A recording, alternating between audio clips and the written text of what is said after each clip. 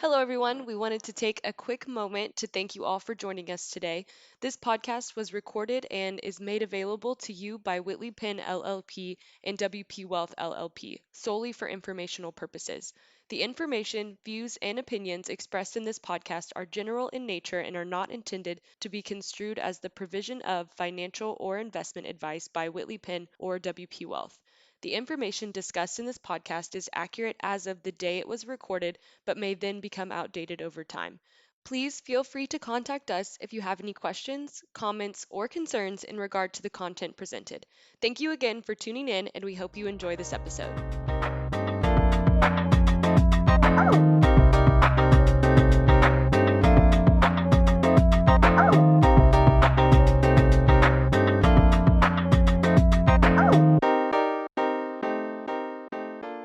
Hello and welcome to another episode of WP Talks. I'll be your host today, Shane Miller. I'm a partner in the Wealth Management Group based out of Fort Worth. We are in the WP Cares series, which is our charitable series today. The charitable series, really the intent behind it is to highlight organizations within our community to talk about what they're doing in terms of fundraising, talk about their message, talk about events and ways you can get involved. I'm fortunate today that one of my partners, Jeff Lawless, he's a Dallas audit partner, is joining me. He's been involved in this organization for some time. And he's also brought Julie Womack, who's the corporate development director with the American Heart Association. So it's a great organization. We're going to learn a lot about it. Guys, thanks so much for joining me. Sure thing. Thanks for having me. All right. Well, so Julie, let's maybe start with you. Would you mind telling us what your role at American Heart Association looks like, and then maybe how you got connected with Jeff? Sure. So I'm corporate development director, and I work with a lot of companies to engage their employee bases in the mission of the AHA, be that through walk or through a field day or through a cycling event we have. So I work with people and get them sweaty and get them excited about the mission of the AHA. And I met Jeff through another volunteer introduction. Volunteer reached out to Whitley Penn and passed along Jeff's name. And I met Jeff along with some people on the marketing team. And that was probably 6 or 7, 8 years ago. Maybe 8 years ago. It was a long time. It was a while ago. So almost as long as I've been with the AHA, I've been working with Whitley Penn, and it's been a lot of fun. That's great. That's great. So Jeff, 8 years, that's a long time to be involved with an organization. What has been so appealing about the organization that you've continued this level of commitment? Well, for starters, I think, going back to the beginning of our involvement is, I was at a point where I was looking for an organization to get involved with personally, and then the firm wasn't involved as well. So I thought that was a good combination, and it's such a key organization across the country, but the Dallas chapter is very strong. And so, it's got a cause behind it that has probably impacted most people out there. And so it just seemed like a good fit and a good timing for me personally and the firm. And we've grown our involvement. I think maybe the first year I might have been the only one that was really trying to raise money. And then we've grown that group over time. It's still smaller than I would like, but we grow it every year, and we'll probably got 8 to 10 people this year that are going to be or are a part of our fundraising and our efforts. And I was really proud of our team last year. I think we raised about $25,000, and Wow. It's just amazing when you reach out to your circle of influence, what can happen. And it's really been exciting. I'm excited to see what can happen going forward in the future as well. Very cool. So, American Heart Association, their mission, right, Julie? If you had to summarize kind of what is the mission of the American Heart Association, what would you say that is? To be a relentless force in a world of longer, healthier lives. That's our mission. We retooled our mission a few years ago to intentionally remove heart disease and stroke, because while we combat all forms of cardiovascular disease, we're in a passionate fight against those because they're so prevalent. Almost half of all Americans have one form or another of cardiovascular disease. It's ridiculous. But we also want to be proactive, and we really want to promote healthy living for all people, be that through physical activity, be that through healthy eating, or even nutrition security for people who don't have access to healthy food. But promoting wellness in all forms is really what we're about, and encouraging people to find their why, and their why for being and living and wanting to live a longer, healthier life, and using that as inspiration to get there. And I think it will take what you described as a relentless force to combat something that big and that prevalent. I know that I certainly know people that have been impacted by heart disease. I think almost everybody has. It's so it's a big fight, and it sounds like you've got a lot of folks that are energized to help combat it. So that's great. And so you mentioned that there's a lot of different programs that take place with the American Heart Association to raise money, bring up level of education, all of that. Would you mind talking about some of those? I know that you mentioned the Heart Walk is one of those. Yeah. So the Heart Walk is coming up in September. Every year it happens in September. It's going to look a little bit different this year. We are doing an optional in-person event, as well as an opportunity to walk where you are. This year's event, it always takes place on the Saturday after Labor Day. So this year's event falls on Saturday, September 11th. And it's a celebration of wellness. It's an opportunity for you to walk with, I would say typically come down and walk downtown with 70,000 of your best friends, but hold on. Yep. If you're not comfortable, walk, with your pod or in your neighborhood or where you are. There's a special that we air that morning on WFAA that you can tune into, kind of gets you in the spirit, shares some survivor stories and some information about our mission. And then you can go on a walk in your neighborhood at your own pace. So it's cool. It's really nice. And in a normal year, we have dogs dressed up, we have strollers, we have the whole nine. Everybody's there. And That's I know fun. It's tricky for a lot of people in your firm, because I am well aware there's a tax deadline around that date. So a lot of people feel free to take advantage of walking where you are, or walking when you can, or maybe it's a run down the hall. Hey, there you go. Any way you can. That's perfect. Right. We also have our Heart Ball, which is called Cote d'Coeur. It's the largest wine auction in the Southwest. It is fancy, and it's a very nice event to get dressed up and take clients to that kind of situation, see and be seen. That got postponed this year, so it will be happening actually in a few weeks. Okay. And we're very excited about that. Typically, it takes place in the spring. We also have our Go Red for Women luncheon. A lot of people have heard of Go Red and wearing red dress pins and all that jazz. That takes place in February in Dallas, and that is a huge luncheon to raise awareness around women's heart health risk factors, and just empower women to really take control of their own health and to know the signs and symptoms, because they can present themselves differently in women than in men. So it's a great event. And of course we have the ubiquitous children's events.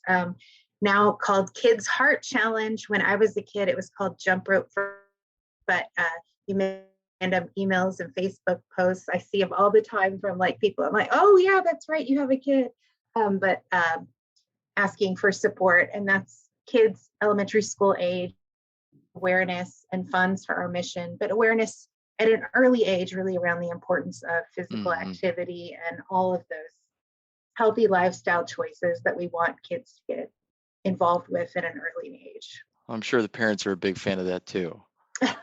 Yeah, the kids get outside, the parents, go play. absolutely. For sure. Get worn out. So are these events, are these specific to the Dallas chapter, or are these national events? You know, a lot of our listeners are in various markets all across Texas. If they're, you know, more broad, maybe they can just get involved with their chapter's version. Yeah, I know you guys are all over Texas. So all of these things happen in one iteration or another all over Texas. Our Côte d'Cour in Dallas is called Côte d'Cour because we're very fancy and we have to make it sound very fancy. But in most areas, it's just called Heartball. Okay. In Houston, it's a special event. It's called the Bear Bryant Awards, and it is around college football because it's in Texas. So there you go. Can't be fancy, be football. That's what I always say. Right? I mean, just like the old saying goes. Yeah, but Go Red, Heartball, Heart Walk will all take place in awesome. An area near you. Very cool. Jeff, have you participated in any of these events, and maybe your thoughts on, you know, what they looked like, felt like, and things you look forward to each year? Yeah, I think the one that's most interesting is the Heart Walk itself. And, you know, it's been kind of strange the last couple of years for obvious reasons of what's going on in the world. But it's really, I look at it as a celebration because it's at the end of the fundraising of the summer for, you know, getting a big push to try to help the American Heart Association meet their goals. But it's a fun way to get, as Julie said, pets out, your kids out, and it's crazy how many, you know, normal times, how many people are out, and it's really a fun event, and it's really a good way to see parts of the city that are harder to see downtown because, you know, the streets are closed off, and it's kind of fun. It's pretty laid back, or it's intense if you want it to be. Mm-hmm. And but it's really a fun event, and I think it's really a good way to showcase the organization, you know, and right in the heart of the city. Yeah, very cool. Well, so we're raising money through these various events. You know, we've got a lot of people that are participating, whether it's virtual or in person. But maybe if you could give me some idea of, okay, we're raising this cash, you know, it's funding research, it's, you know, education programs, you know, maybe give me an idea of what that looks like. Sure. It's all of the above, actually. So we fund a whole lot of things. And in the Dallas area, well, in all of the respective areas, all of the funding stays local. So what happens every year, you'll appreciate this, I'll go into the weeds on financials, but our fiscal year ends June 30th. So that's our deadline to get granting applications, and all of the grant applications come in through our national center, and they're vetted through a double-blind process. And once we know how much we have to grant, we grant those funds out to those hospitals and those researchers, and they do the research. And it's a fascinating process. I know in Dallas, much of the funding, and last year, just so you know, last year in the Dallas area, we funded $6.1 million in research. Wow. And all of that stayed local. So there's so much we do with research. I like heart.org. I would recommend anybody who's got detailed questions, go to heart.org. But things like the first pacemaker, a lot of statins and blood pressure lowering drugs, stents, when people have to have stents, or the whole bypass, the process by which a bypass surgically, all of those findings were funded through our research. Wow. There's just, it's very nerdy and exciting and cool, and there's just a lot to uncover there. But we have since we started funding research in the 1950s, we funded over $5 billion in research nationally, and we're the largest organization outside of the federal government in terms of funding medical research. Wow. So we're serious. So we're dead serious, and we put our money where our mouth is when it comes to research. We also fund community programs in terms of blood pressure awareness and educational programs in terms of cooking and nutrition and things like that. We do a lot of outreach in areas, and we just set out a new goal by 2024 to advance cardiovascular healthcare for all, and it's part of our health equity initiative. And we did a lot of research, and not everybody is on a level playing field when it comes to health. A lot of people suffer and their health suffers because of where they live and various social factors. Do their neighborhoods have sidewalks? Do they have a car? How far is it to the nearest grocery store? How hard is it to get fresh fruits and vegetables? Do they have access to clean drinking water? There's a lot of things that don't make it necessarily easy for people to be healthy. So we are working to level the playing field in all areas, be those inner city, be them rural. A lot of, you don't think about it, but a lot of people in rural areas, just getting to a hospital takes so long. Sure. We're just trying to help everybody have a fair shot at good health. And we've been working a lot in Southern Dallas, and particularly we're partnering. It's actually the zip code where my son's magnet school is, that he goes to, a DISD magnet school, but down between 75 and 35 off of Loop 12 over. But if you know where the VA is, anyone? No. I do. Raise your hand while you're listening to the podcast if you know where the VA is.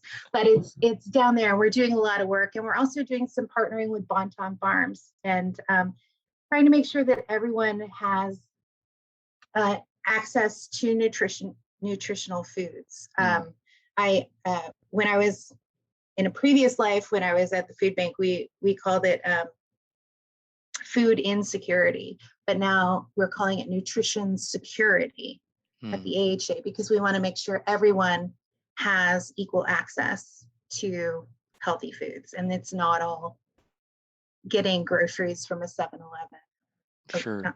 or a bodega or a that kind of situation. We want to make sure people Absolutely can do that. Yeah, no matter where you are. Yeah. Well, and $6.1 million is certainly not an insignificant amount of money. And you rattled off kind of the treatments I would think of when it comes to cardiovascular disease. Those are the primary things that come to mind, and to think that they're funded by these initiatives is really, really cool. Jeff, last year you said that you raised about $25,000 through your fundraising campaign. I know that there's a big impact goal on the horizon. Could you maybe share, some things that you've learned about fundraising, and how you're going to help contribute towards that impact goal a few years from now? Yeah, so Shane, you're very generous in your comments. Actually, our Whitley Penn team, which has several individuals, we collectively raised $25,000. Oh, there you go. But I appreciate you. So giving work me all in the teams, credit. Yeah. note one. Maybe one day I'll get to the 25,000 mark. But it's, I think a couple of thoughts on it is, I think I think you'll be amazed. I spend a lot of time, and I go through, because I know a lot of people, and a lot of others have a big circle of influence and a network that they can draw on. And I go through that, and I'm get a bigger pool of people, and we send out the emails out to these guys, and I follow up as well with some of the key people in that group. But I think you'll be amazed at people really like this organization. And I'll get donations from people that perhaps I haven't talked to in a couple of years, and a lot of personal notes back from these people as well, that thanks for your efforts and good luck in the walk. And it's pretty rewarding too, to be able to reach out, and really you're asking, you're asking these people to do something. Mm-hmm. And that it's amazing that the $50 and $100 and $200, they all add up, and it really is impactful. And if you get that across a broader spectrum of participants, who knows where you can go with it. And I that's where I see certainly our efforts over time to where we become more involved and have a larger group and do more things throughout the fundraising campaign that are maybe more unique. We've done a few, but to try to expand that, to get more excitement around the organization and the fundraising goals we have, and then get the goals to 50,000 one day, in the next 5 years or whatever that might be. And I think that can be so impactful for the organization. And it makes us feel good, because we're, because of some of the stats that Julie threw out on what they're doing with money, and really trying to advance the science and awareness behind their efforts. Mm-hmm. And I think Julie said earlier, it's the why behind it. It's a very noble cause. So, when you're asking for somebody to help contribute to something like that, it's an easy ask, right? Because they get that it's a problem and they want to help solve it. So very cool. Right. And with the prevalence of it, I mean, almost everybody knows somebody. I mean, there's a reason Jeff's getting like such good response and so many thank yous when he reaches out to people. Or I hear when people, put out a fundraiser on Facebook benefiting the AHA, you never know who is going to be touched in that moment, because somebody just lost someone, or somebody knows somebody that just suffered from something and they want to do something. And it's a way for people to connect, and it's a way for people to feel like they're making a difference, and they are making a difference. And the thing is, the life you're saving, you look around at there are these amazing survivor stories. One of my very dear friends who I worked with at the AHA, she had an aortic dissection. It was a very dramatic story, and she was life flighted and care flighted, and she was pregnant at the time. And she had to say goodbye to her husband. They didn't know if she was going to make it. They didn't know if the baby was going to make it. Everything's fine now. The kid is 3. It's amazing. It's a great story. Good. But we're doing things like that for her, but we're also doing things like that for you and me. I mean, I don't know what's going to happen. I don't know what's going to happen with my life. And I know some things in family history, on my father's side, there's a long history of stroke. I don't know who's going to need what when, you know what I mean? And you don't know whose life you're going to be able to save with the efforts you're making today.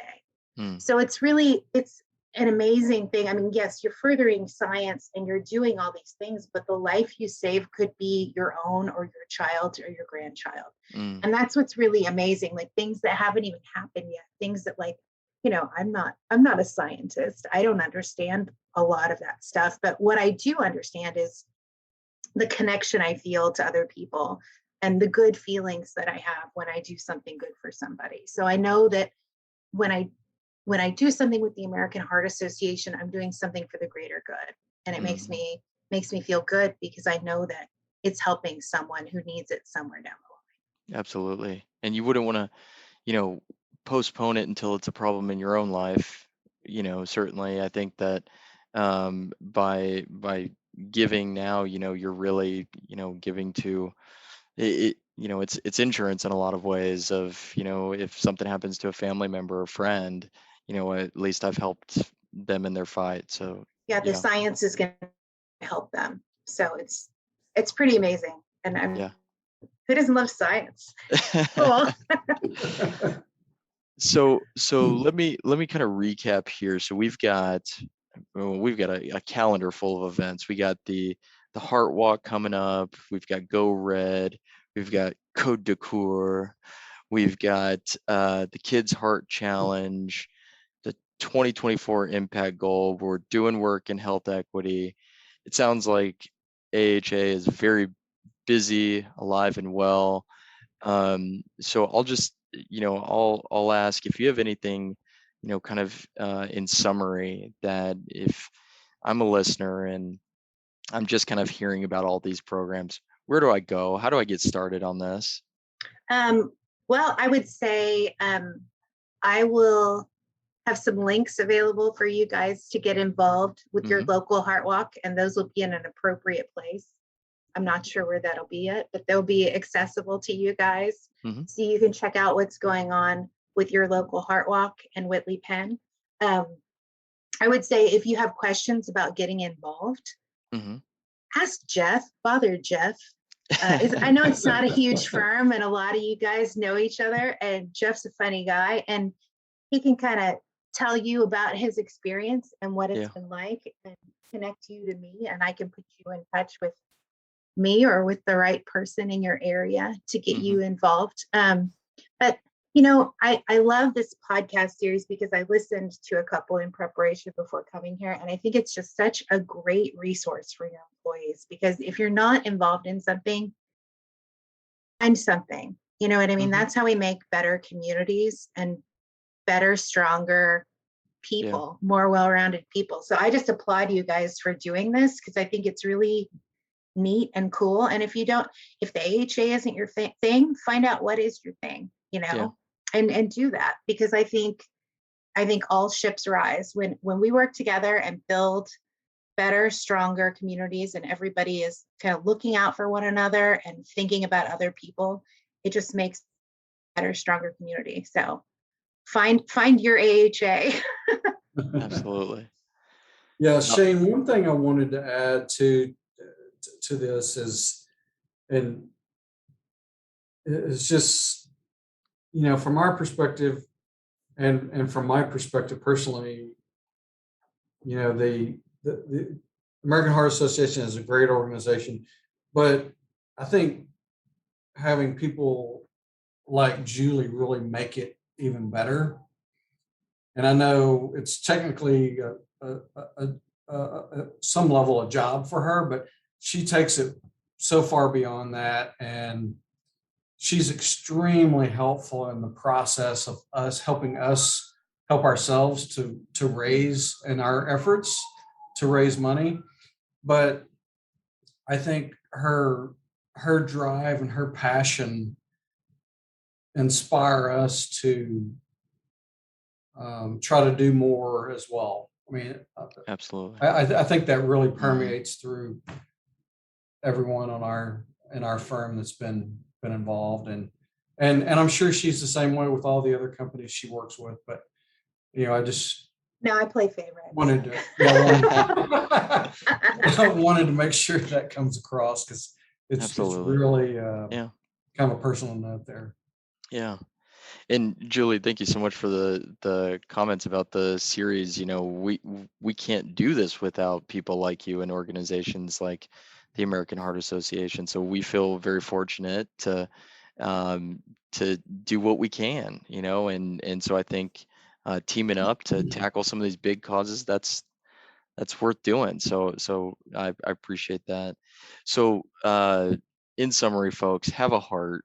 Okay, go to heart.org, do the Heart Walk. It's coming up. Mark your calendar, September 11th, or every Saturday after Labor Day. So look forward to that. and get involved. I'll tell you, one of the best things that you can do is, if you're listening to this episode on any of the platforms, share it with someone. Give it a like, give it a comment. The more that we expand our audience, the more people that can get involved and they can get on board. If you're interested in making donations, you're curious about charitable giving strategies, that's what I'm for. I can help you navigate those, whether it's donor advised funds or making qualified charitable distributions. Happy to help. But let's get behind this organization. Let's make an impact, and let's get involved. Thank you guys so much for the time today, and we'll talk soon. Take care. Thanks.